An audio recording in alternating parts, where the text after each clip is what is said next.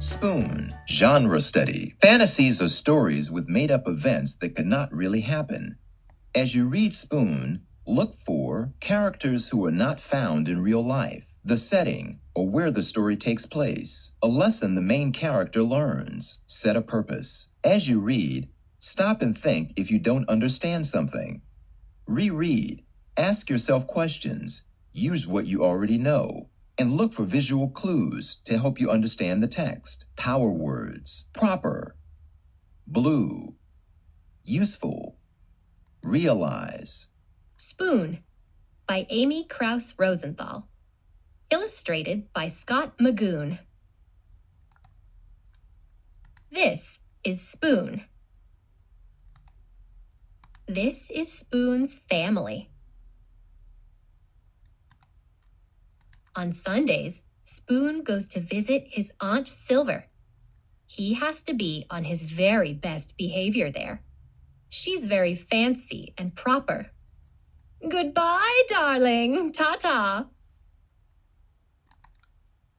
At bedtime, Spoon likes to hear the story about his adventurous great-grandmother who fell in love with a dish and ran off to a distant land. Lately, though, Spoon had been feeling blue. "What's wrong?" asked his mother. "You look a bit out of shape." "Nothing," mumbled Spoon. "It's just that, I don't know, all my friends have it so much better than me. Like Knife. Knife is so lucky. He gets to cut, he gets to spread. I never get to cut or spread."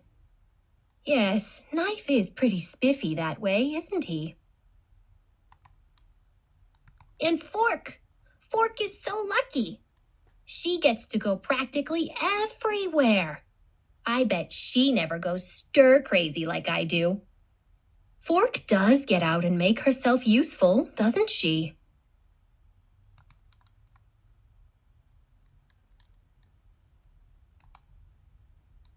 "And Chopsticks.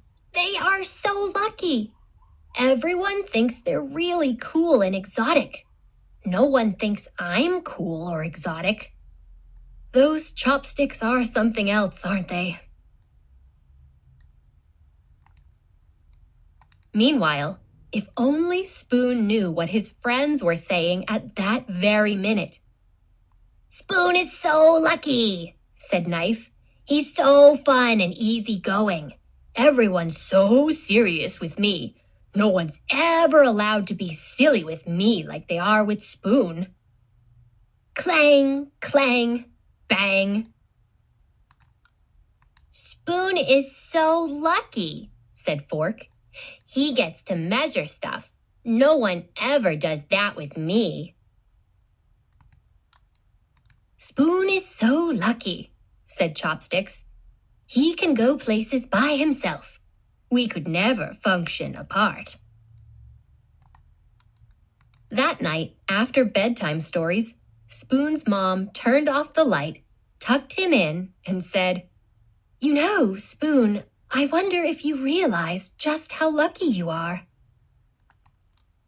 Your friends will never know the joy of diving headfirst into a bowl of ice cream.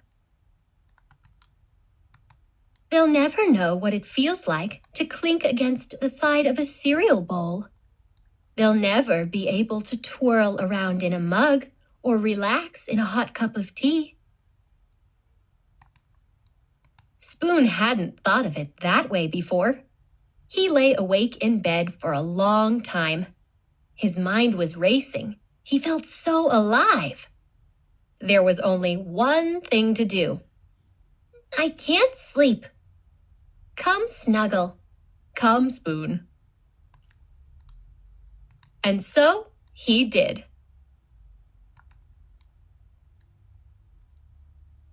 Turn and talk. Use details from Spoon to answer these questions with a partner. 1. Monitor and clarify. What did you do when you came to a part of the text that you didn't understand? Tell how it helped or didn't help you. 2.